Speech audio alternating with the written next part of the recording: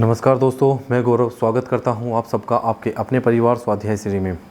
आशा करता हूं कि आप लोग बहुत अच्छे होंगे और अच्छे से पढ़ाई कर रहे होंगे। जितना भी आपको यहां पे पढ़ाया जाता है कि आप लोग नोट्स तो बनाते ही होंगे ना। नोट्स बनाना आपकी पहली प्राथमिकता होनी चाहिए, क्योंकि अगर आप लोग नोट्स बनाओगे तभी कुछ अच्छा होगा। तो इसलिए नोट्स बनाइए और अच्छे से पढ़ाई करते रहिए। अगर आप लोग चैनल पर नए हैं तो सब्सक्राइब करें और शेयर करें। जितना भी हो सकता है अपने दोस्तों तक पहुंचाइए। और जितने भी लोग रोज़ पढ़ाई करते हैं और उन लोगों को हमारा पढ़ाया समझ में आता है, अच्छा लगता है पढ़ाया हुआ, आप लोगों के लिए काम भी आएगा। आपके एग्ज़ाम में आप लोगों को लगता है कि जितना पढ़ाया जाता है वो बेस्ट है, तो शेयर करें, लाइक करें, शेयर करें और सब्सक्राइब करें। जितना भी हो सकता है अपने दोस्तों तक पहुंचाइए। आपके व्हाट्सएप ग्रुप, फेसबुक ग्रुप, आपके इंस्टा ग्रुप, जितने भी आपके ग्रुप है सब पर पहुंचाइए, ताकि आप लोगों के परिवार से और लोग जुड़ सके और लोग अच्छे से पढ़ाई कर सके। आइए हम देखते हैं हमारा जो टॉपिक चला हुआ है यूपी जीके में, वो चला हुआ है क्या? मृदा। क्या चला हुआ है? मृदा या मिट्टी। क्या? मिट्टी। ठीक है। अब तक हमने इसमें मैंने जितना भी आपको पढ़ाया है मैप के थ्रू मैंने कोशिश की है कि मैं आप लोगों को अच्छा पढ़ा सकूं। इसलिए मैंने आप लोगों की तो कोशिश की थी कि आप लोगों को अच्छा पढ़ा सकूं, इसलिए मैं ज़्यादातर मैप का यूज़ करता था। अब हमारा जो टॉपिक था भाबर एवं तराई का क्षेत्र चला हुआ था। इससे पहले भी मैं आपको प्राकृतिक विभाजन में भाबर एवं तराई का क्षेत्र करा चुका हूं, लेकिन मेरा कर्तव्य है कि मुझे अगर टॉपिक में दोबारा आता है तो मैं दोबारा आप लोगों को पढ़ाऊँ। भाबर का क्षेत्र हमने कर लिया था, अब हम देखते हैं तराई का क्षेत्र।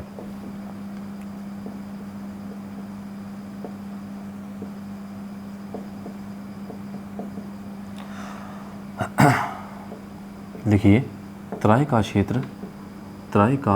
क्षेत्र भाबर के क्षेत्र के किसके? भाबर के क्षेत्र से लगा हुआ है। क्षेत्र से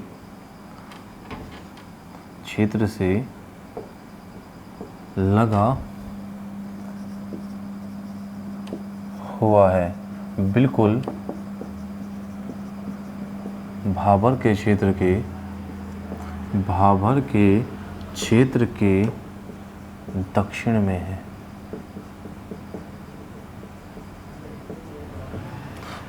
में है। भाबर के क्षेत्र तराई के क्षेत्र की मृदा, तराई के क्षेत्र की मृदा बालू, कीचड़ और नदियों के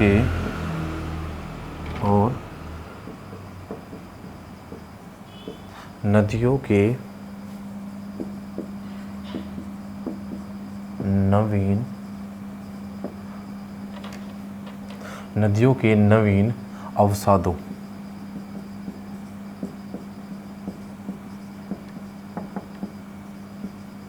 अवसादों से बना है।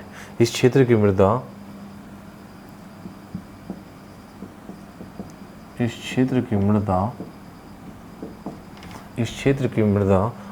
उपजाऊ होती है।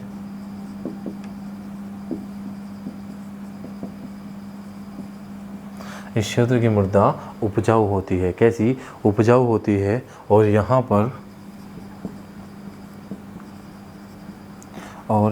पर गन्ना,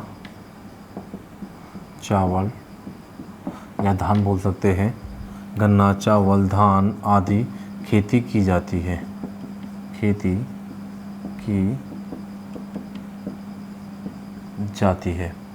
यह क्षेत्र सहारनपुर से कुशीनगर तक फैला है।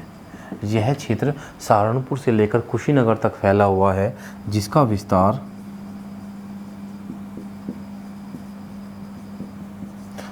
विस्तार सहारनपुर में कम, या कह सकते हैं पश्चिम की तरफ कम, जिसका विस्तार आप पश्चिम ही लिखिए, जिसका विस्तार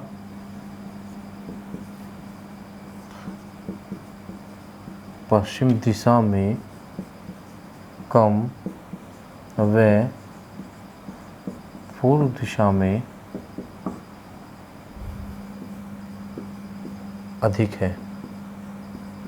जबकि भाबर के क्षेत्र का विस्तार पश्चिम में कम और पूर्व में कम और पश्चिम में अधिक है। बच्चों दोस्तों, ये हमारा कर्तव्य है कि अगर वो टॉपिक जो हमने आपको पहले करा दिया उसमें से कोई रिलेटेड किसी और टॉपिक से जुड़ा हुआ है तो हमारा कर्तव्य है कि आप लोगों को पढ़ाए। और लेकिन बस इतना ही है कि आप लोग भी अपना थोड़ा सा कर्तव्य पूरा कर लो कि अगर आप लोगों को पढ़ाया समझ में आता तो शेयर तो कम से कम कर ही सकते हो। अगर आप लोग शेयर कर दोगे तो ना तो आपके पैसे लगते हैं ना आपका कुछ खर्च होता है। बस शेयर करने से इतना होता है कि आपका परिवार बड़ा हो जाएगा, अधिक से अधिक लोगों तक वीडियो पहुंच जाएगी और ज़्यादा बड़ा आपका परिवार थोड़ा बड़ा हो जाएगा और हमें भी पढ़ाना थोड़ा अच्छा लगेगा और हम जो सुविधा आप लोगों को देना चाहते हैं वो सब कुछ दे सकते हैं। बस इतना ही होता है इसमें। आपका तो कोई ऐसा नहीं है कि हम आप लोग आपसे पैसा ले रहे हैं, शेयर करने का आपका कुछ पैसा लगता है, ठीक है। तो बस थोड़ा सा इतना सोचिए, अगर आपको पढ़ाया समझ में आता है तो शेयर करिए, अगर नहीं आता तो कोई बात नहीं। लेकिन अगर आपको पढ़ाया समझ में आता है, आपको लगता है कि जो पढ़ाया जाता है वो समझ में आता है, तो ये आपका कर्तव्य है, आपका कहीं ना कहीं गुरुदक्षिणा मान लीजिए, अधिक से अधिक दोस्तों तक पहुँचाना। भाबर का क्षेत्र हमारा कंप्लीट हुआ। हम भी सोचते हैं कि जो हम ऐसे मिटोते हैं इसको बार बार कपड़े से या फिर डस्टर से, जिससे भी हम मिटोने की कोशिश करते हैं, क्योंकि डस्टर से कब तक मिटा जाएगा, डस्टर भी कुछ दिनों में ख़राब हो जाता है। तो हम भी चाहते हैं कि डिजिटल बोर्ड लाए और आप लोगों को PDF भी हम दे सके। जितना हम लोग आपको यहाँ पे पढ़ाते हैं, आपको कराते हैं, वो सारे हैंड रिटन नोट्स आप लोगों तक हम प्रोवाइड करा सके बिना किसी चार्ज के। अब हम देखते हैं मध्य के मैदान की मृदा या मैदानी भाग की मृदा। अब हम देखते हैं मैदानी भाग की मृदा, जो मैदानी क्षेत्र है उसकी मृदा को हम देखते हैं। मैदानी क्षेत्र की मृदा को हम देखते हैं। मैदानी जो क्षेत्र है वो नदियों द्वारा बहाकर लाए गए अवशेषों से बना है या अवसादों से बना है, ये कह सकते हैं, नवीन अवसादों से बना है। यह क्षेत्र अत्यंत उपजाऊ होता है और इस क्षेत्र को 2 भागों में बांटा जाता है। यह क्षेत्र अत्यंत उपजाऊ होता है, ठीक है। यह क्षेत्र अत्यंत उपजाऊ होता है। इस क्षेत्र में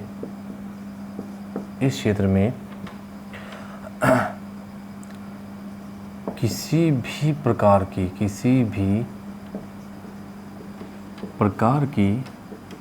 कृषि की जा सकती है। अब ये मत कह देना कि सर चाय उगानी है या फिर केसर उगाना है, ठीक है।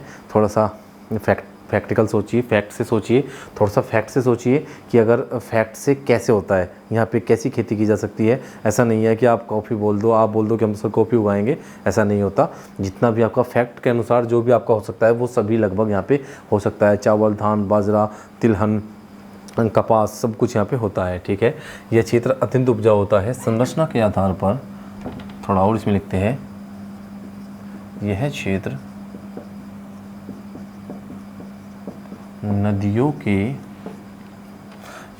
नदियों के अवसादों से बना है। इसी कारण संरचना के आधार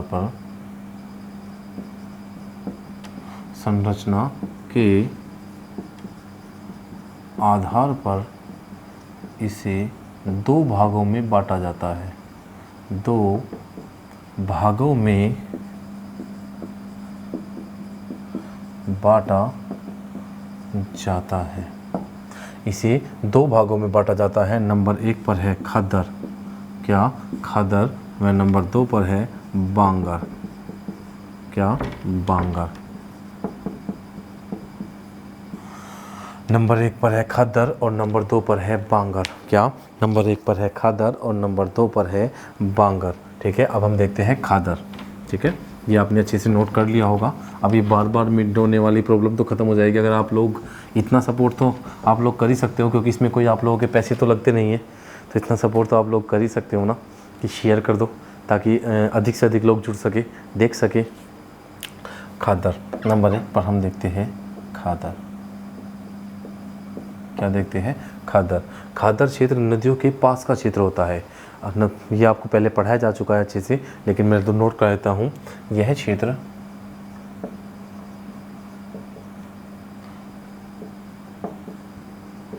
नदियों के पास की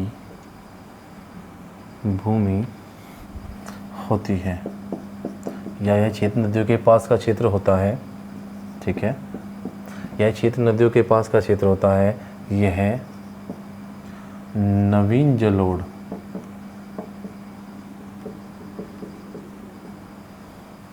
इसे नवीन जलोढ़ भी कहा जाता है।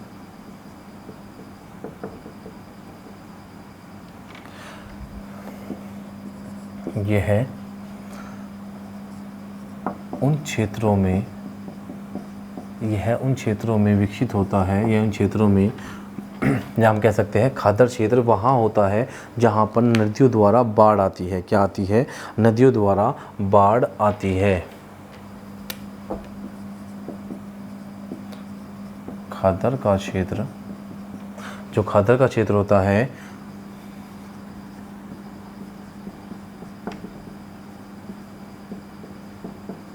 जहाँ बाढ़ आती है, जैसे ये नदी है, ठीक है, ये नदी बह रही है, नदी के जो पास का क्षेत्र होता है ये वाला, तो यहाँ पर नदी क्या करेगी, यहाँ पर बाढ़ आ जाएगी। क्या बाढ़ आ जाएगी? तो जैसे ही बाढ़ आएगी यहाँ पे, तो नदियों के द्वारा जो उपजाऊ पोषक तत्व होते हैं, नदी अपने रेत, मिट्टी, कीचड़, बालू इन सब में मिक्स हो जाते हैं, उसे सबको यहाँ पे एक परत बिछ जाती है। क्या हो जाती है? एक परत सी बिछ जाती है। और इस परत को एकसार करके, इस परत को बोने लायक बिल्कुल एकसार करके इस पर खेती की जाती है। और यहाँ पर अधिक खाद की आवश्यकता भी नहीं होती, क्योंकि यह उपजाऊ होती है।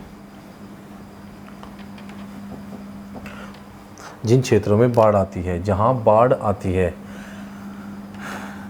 यह भूमि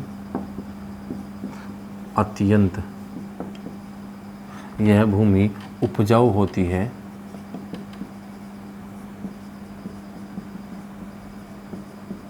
यह भूमि उपजाऊ होती है। कैसी होती है? उपजाऊ।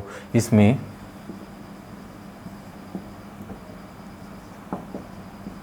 खाद की आवश्यकता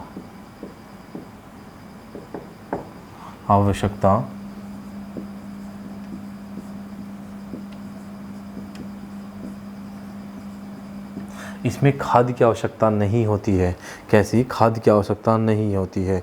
इसे कछारी या भात मृदा भी कहा जाता है। इसे कछारी या भात मृदा भी कहा जाता है।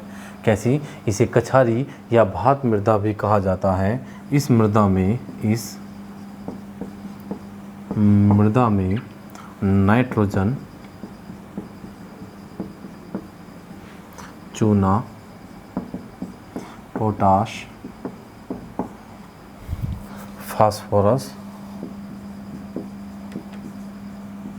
फास्फोरस आदि की उपयुक्त मात्रा होती है। इसमें आपके इस मृदा में नाइट्रोजन की, फास्फोरस की, चूने की, नाइट्रोजन की, पोटास की उपयुक्त मात्रा होती है। ठीक है, इसमें उपयुक्त मात्रा होती है, इसलिए यह भूमि अत्यंत उपजाऊ होती है। इसे नवीन जलोढ़ भी कहा जाता है। इसे क्या कहा जाता है? इसे नवीन जलोढ़ भी कहा जाता है। अब हम बात करते हैं बांगर की। ठीक है, यह जो मृदा होती है, जो खादर वाली मृदा होती है, यह अन्य मृदा प्रदेश में पाई जाने वाली अन्य मृदाओं से अधिक उपयोगी होती है। आप लोग इसे नोट कर सकते हो, नोट करिए कि जो खादर की मृदा होती है, ये अब प्रदेश में पाई जाने वाली अन्य मृदाओं से अधिक उपजाऊ होती है। कैसी होती है? अधिक उपजाऊ होती है। अब लोग हम इसे अब हम इसे रफ कर देते हैं, या आपने नोट कर ही लिया होगा। अगर किसी ने नोट नहीं किया है तो वो क्लास को रोक के नोट कर सकता है, क्योंकि हमारे पास इतना टाइम नहीं होता कि हम लोग इतने लंबे समय तक रुक पाए, क्योंकि आपकी क्लास आधे घंटे की होती है और आधे घंटे में बहुत कुछ समझाना होता है, और हम नहीं चाहते कि बस ऊपर से निकल जाए। शायद आप लोग सपोर्ट करोगे, आप लोगों की सपोर्ट होगी तो हम लोग डिजिटल बोर्ड लाएंगे और वो दिन भी आएगा जब आप लोगों को 1 घंटा पढ़ाया जाएगा। बांगर, बांगर यह क्षेत्र, यह भूमि नदियों से दूर की भूमि होती है। यह भूमि नदियों से दूर की भूमि होती है। यहाँ तक नदियों का पानी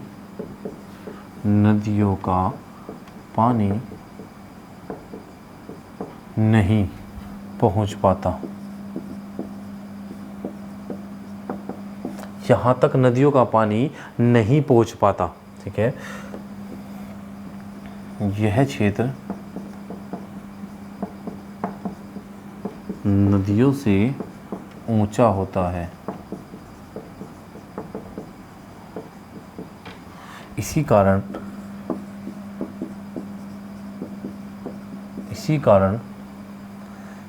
इस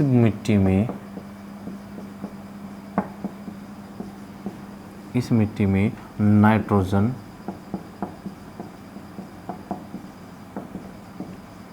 की कमी होती है। इसी कारण इस मिट्टी में कहीं की नाइट्रोजन की कमी होती है, जिसकी कमी को पूरा करने के लिए हम किसका प्रयोग करते हैं? हम करते हैं यूरिया का प्रयोग। किसका? हम करते हैं यूरिया। इसी कमी को पूरा करने के लिए हम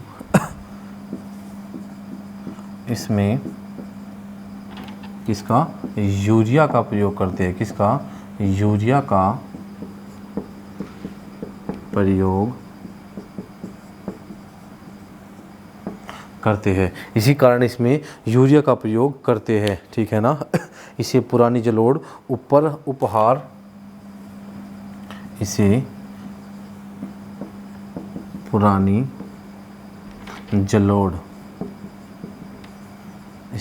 जलोढ़, उपहार या उपहार,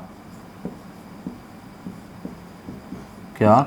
उपहार या उपहार या मटियार दोमट, क्या? मटियार दोमट भी कहा जाता है।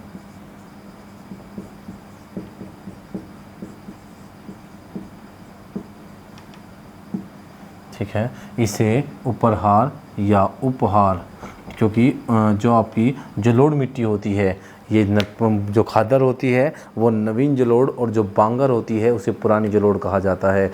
जलोढ़ मिट्टी को अगर आप पूर्वी उत्तर प्रदेश में जाओगे, किस तरफ? महाराजगंज, कुशीनगर, देवरिया, बलिया, गाजीपुर, चंदौली, आपके वाराणसी, ये जितने भी पूर्वी इलाके होते हैं, इन सभी पूर्वी इलाके में जलोढ़ मिट्टी को उपहार मिट्टी के नाम से जाना जाता है। क्या? इसे उपहार मिट्टी भी कहा जाता है। भाई जलोढ़ मिट्टी के ही तो दोनों प्रकार हैं, जलोढ़ मिट्टी के ही तो दोनों प्रकार हैं। खादर और बांगर दोनों किसके एक प्रकार है? ये दोनों जलोढ़ मिट्टी के ही तो प्रकार हैं। ठीक है, इसमें हम नाइट्रोजन का प्रयोग करके अच्छी खेती कर सकते हैं। खेती किसकी की जाती है? अधिकतर इसमें गन्ना, आपके गन्ने की आपकी गन्ना, चावल, ये सब कुछ खेती इसमें की जाती है। ठीक है, आपकी कपास, गन्ना, चावल, आपकी ये सब कुछ खेती हम इसमें कर सकते हैं। ठीक है, क्योंकि मैदानी भाग अत्यंत उपजाऊ होता है, तो लगभग हर तरह की खेती मैदानी क्षेत्र में की जाती है। हर तरह की मतलब कपास हुआ, गन्ना हुआ, चावल हुआ, आपका तिलहन हुआ, आपका दलहन हुआ, तो इस क्षेत्र में हम लगभग हर किस्म की, हर प्रकार की खेती कर सकते हैं। यह क्षेत्र अन्य क्षेत्र के मुकाबले अधिक उपजाऊ होता है। मध्य का मैदान, इसमें खादर और बांगर 2 भागों में बांटा जाता है।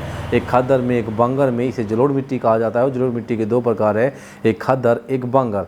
कैसा? खादर को नवीन जलोढ़, नदियों के पास की भूमि, और बांगर को पुराने जलोढ़, नदियों से दूर की भूमि होती है। ठीक है ना। तो ये सब कुछ समझ में आया होगा ना। ये आपने पहले भी पढ़ लिया था, तो और आपको दूसरी बार आज फिर से मैंने इसको करा दिया है।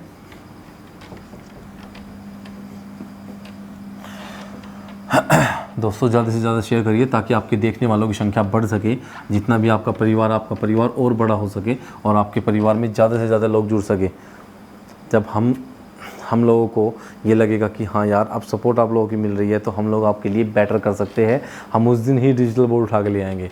डिजिटल बोर्ड आपको मिलेगा तो आप लोगों की सुविधा बढ़ जाएगी। हम लोग आपको हैंड रिटन नोट्स ऐसे के ऐसे ही दे सकते हैं। करंट अफेयर की क्लास आपकी जो क्लास होती है वो 1.5 घंटे की हो जाएगी और चैप्टर वाइज आप लोगों को क्वेश्चन मिलेंगे। जैसे मैंने यूपी जीके का मृदा का चैप्टर पूरा करवाया या प्राकृतिक विभाजन करवाया तो उसके क्वेश्चन आपको लगवा दिए जाएंगे, है ना। और हफ्ते वाइज ऐसे ही आपको क्वेश्चन अलग से भी दिए जाएंगे तो आप लोगों के लिए बहुत सारी सुविधा हो जाएगी। ठीक है, अब हम देखते हैं लवणीय या मरुस्थल, लवणीय मिट्टी, लवणीय या क्षारीय मिट्टी। क्या देखते हैं हम, ये सब मैदानी क्षेत्र की ही है। ये जो लवणीय मृदा या अन्य मृदा है ये सब मैदानी क्षेत्र की है। कैसी? लवणीय। ठीक है, लवणीय मृदा या क्षारीय। क्या? लवणीय मृदा या क्षारीय मृदा। क्या? लवणीय मृदा या क्षारीय मृदा। अभी हमने देखा था खादर और बांगर हमने पढ़ लिया।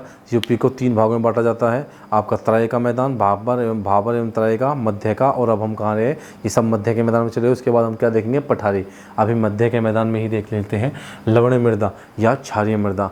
यह है मतलब जो लवणीय मृदा होती है यह यूपी के लगभग 10%, जितनी भी यूपी की भूमि है उसके 10% में पाई जाती है। यह प्रदेश की कुल भूमि का 10% भाग में पाई जाती है। किसमें?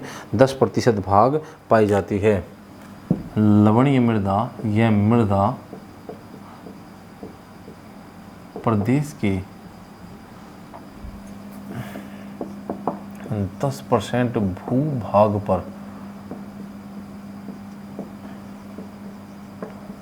पाई जाती है। यह मृदा प्रदेश के लगभग 10% भूभाग पर पाई जाती है। इसका जो लवणीय है, जो इसका लवणीयपन है, जैसे क्षारीय मृदा, लवणीय मृदा कह सकते हैं, लवणीय वह क्षारीय मृदा कह सकते हैं। ठीक है, लवणीय व क्षारीय मृदा दोनों ही प्रदेश के लगभग 10% भूभाग पर पाई जाती है। इस मतलब ये इस मृदा का बनने का कारण क्या होता है? इस मृदा के विकसित होने का कारण, इस मृदा के विकसित होने का कारण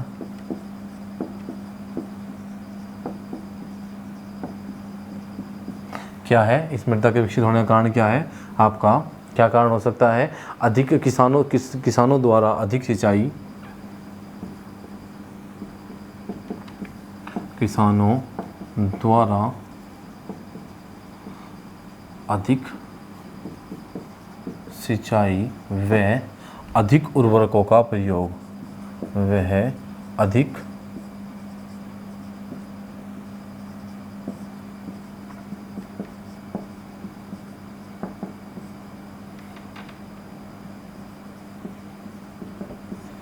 भाई किसानों द्वारा अधिक सिंचाई व अधिक उर्वरकों का प्रयोग, अधिक उर्वरक का प्रयोग ही इस मृदा के विकसित होने का एक कारण होता है। कैसा? इस मृदा के विकसित होने का एक कारण होता है। यह मृदा प्रदेश के यह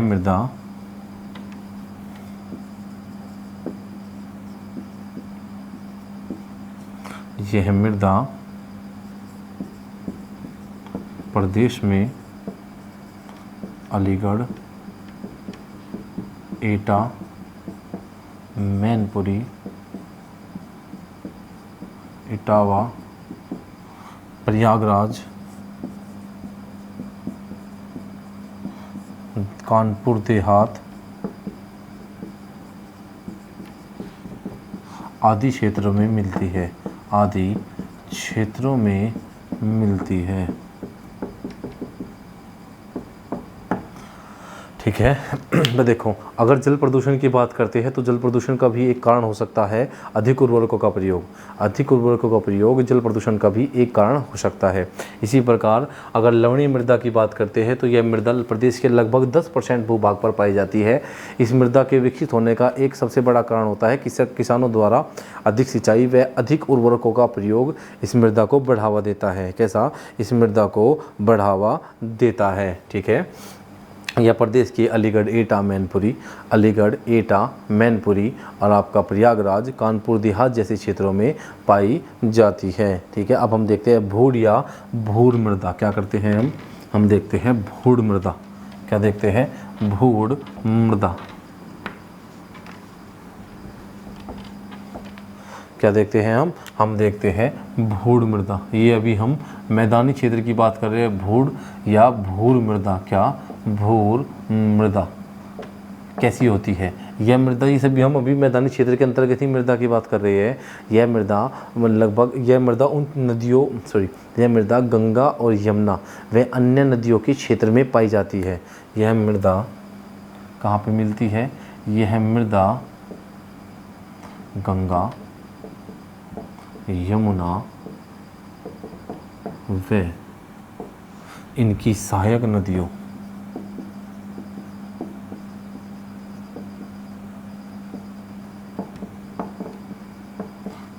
के क्षेत्र में पाई जाती है। यह मृदा जो भूड़ या भूर मृदा होती है, जिसका नाम ही भूड़ है या फिर भूर है, वो कहीं से बनी होगी? यह मृदा बालू से बनी होती है। कहाँ से? यह मृदा कहीं से बालू से बनी होती है। बालू से बनी होती है।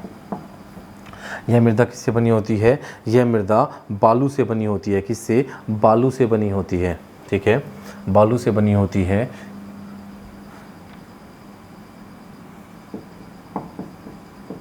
नदियों के पास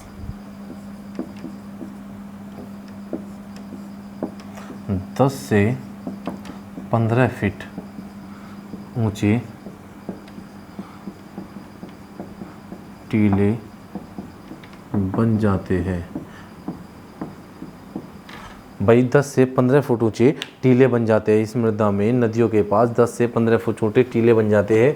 ये टीले कहीं के होते हैं? ये रेत के बने होते हैं और इनके ऊपर घास जम जाता है, इसलिए कुछ स्थिर से हो जाते हैं।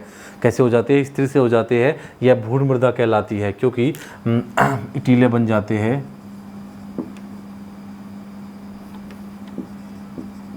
यहाँ पर नदियों से पानी प्राप्त करके, कैसा? पानी प्राप्त करके, नदियों से पानी प्राप्त करके क्या करते हैं? जायद की खेती करते हैं। किसकी? जायद की खेती की जाती है। और जायद कौन सी होती है? जायद की फसलें होती है लौकी, ककड़ी, भिंडी, जितनी भी आपकी बेल या सब्जी नुमा होती है, ये सभी जायद की खेती में आती है। जितनी भी आपकी सब्जी होती है या फिर आपकी बेल होती है, ये सभी कहीं में आती है? ये सभी जायद की आती है, कि जायद की फसलों में आती है। ठीक है ना। यह मृदा देखिए भूड़ या भूर मृदा, यह मृदा नदियों के पास की भूमि होती है। और यह मृदा कहीं से बनी होती है? बालू से बनी होती है।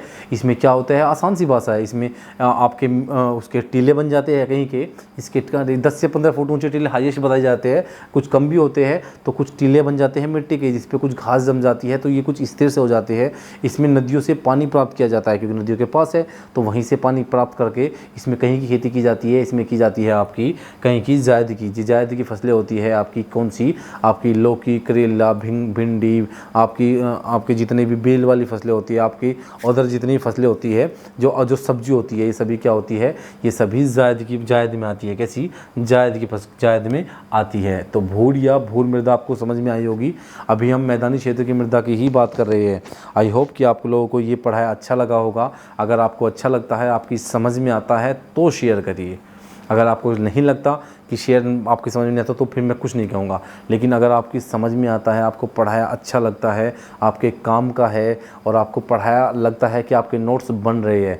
आधे घंटे क्लास में इतना ही पढ़ाया जाता है, क्योंकि समझाना भी होता है। अगर आप लोग सपोर्ट करोगे तो लाइव आएंगे, डिजिटल बोर्ड आएगा, तो 1 घंटे की क्लास होगी और अच्छे से समझा सकते हैं। तो आई होप आपकी समझ में आया है। अगर समझ में आया है तो लाइक करिए, शेयर करिए और सब्सक्राइब करिए। हम अपना कर्तव्य पूरा कर रहे हैं। आपका कर्तव्य है पढ़ना और थोड़ा टीचर को सपोर्ट करना, क्योंकि आपकी सपोर्ट सपोर्ट के बिना हम कुछ भी नहीं कर सकते। आपकी सपोर्ट होगी तभी हम कुछ कर सकते हैं। आप चाहो तो आसमान पर पहुंचा सकते हो लोगों को, इसे कहते हैं स्टूडेंट पावर। तो आज के लिए इतना ही रखते हैं। धन्यवाद दोस्तों, थैंक यू।